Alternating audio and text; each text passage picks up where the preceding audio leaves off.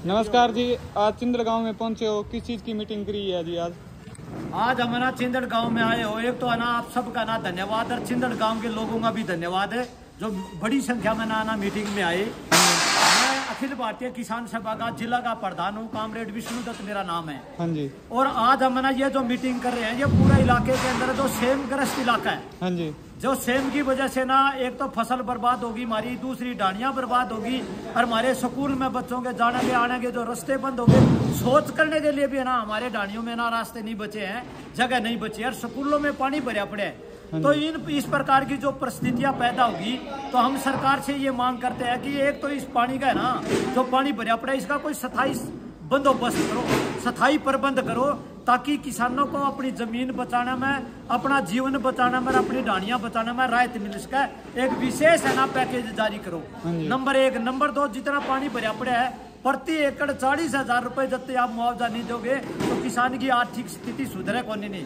तीसरी बात यह कि लगातार 5-5, 6-6 सालों से ना एक बल्ब दाना पानी होने लग रहा, लोग डूबे पड़े हैं पानी में, इसलिए उनके बिजली के 6 महीने का ना बिल माफ होना चाहिए, उनको कर्जा मुक्त भी करो।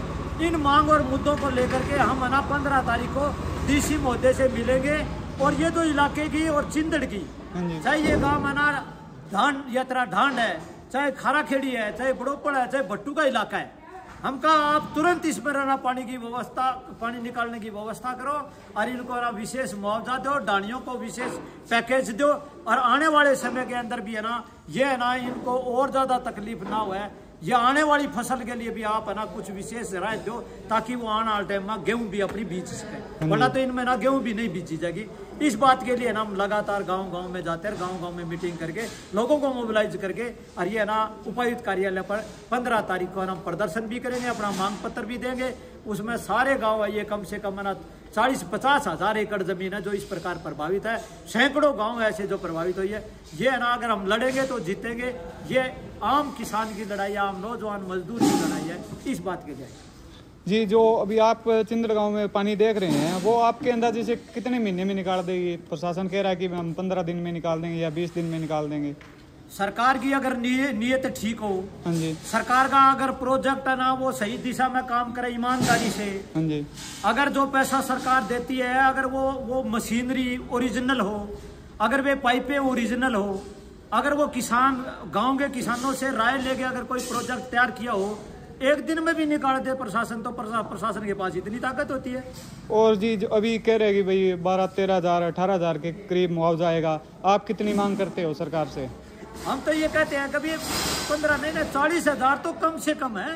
हाँ जी, 40,000 प्रति एकड़ अगर सरकार नहीं देती हमें तो हमारा तो घरों पहले ही लाग रहे हैं, किसान तो जुट रहे लगाना। 10-10 लाख रुपए ये बैठे, इसके पास 20 एकड़ जमीन है, हमने हिसाब मांगा, पूछा इससे तो कहा मैं अभी तक 10 लाख रुपए लगा चुके हूँ, कहाँ से लगाएगा किसान बताओ। और जो ढाणियां डैमेज हुई है, तरेड़ आई है, पानी भराव हुआ है, उनके लिए हम कहते हैं कि एक ढाणी जिसके अंदर ना खेत में पानी भरा पड़ा है, उसकी ढाणियां ना वो पानी के ऊपर खड़ी है, तो उस ढाणी को कम से कम 4 लाख रुपये दे।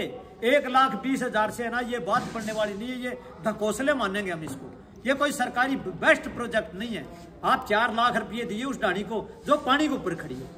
बहुत बहुत धन्यवाद जी, आप चिंदड़ गांव में आज मीटिंग करने के लिए आए, बहुत बहुत धन्यवाद जी आपका। आप सबका भी बहुत बहुत शुक्रिया।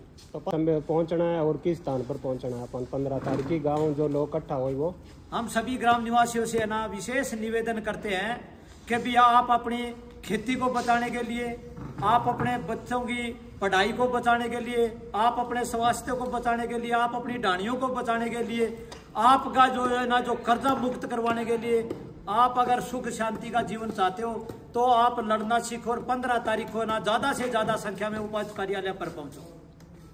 नहीं, अपने जो गांव में इकट्ठा होना है वो गौशाला में होने का प्रोग्राम है ना 15 तारीख को। 15 तारीख को हमारा ना डीसी कार्यालय पर गौशाला में। नहीं, चिंदड़ से क्या इकट्ठा होंगे, इकट्ठे को जाना है 15 तारीख तो को। आप है ना आपके जो साथी है वो बताएंगे, जैसे भी आप उचित समझो ना वैसे ना ये बताएंगे, इनसे बाहर आए। शिव कुमार है, आप बताओ 15 तारीख को क्या टाइम है, किस जगह पर इकट्ठा होना है? 15 तारीख वार सोमवार। अच्छा, टाइम है 10 बजे का। गौशाला के आगे सभी भाई पधारे, फिर श्री कृष्ण प्रणामी गौशाला स्कूल के पास में, ठीक है। और वहाँ से सभी इकट्ठे होके अपने अपने साधन में चलेंगे। ठीक है जी। 11 बजे वहाँ डीसी ऑफिस के आगे पहुँचना जरूरी है।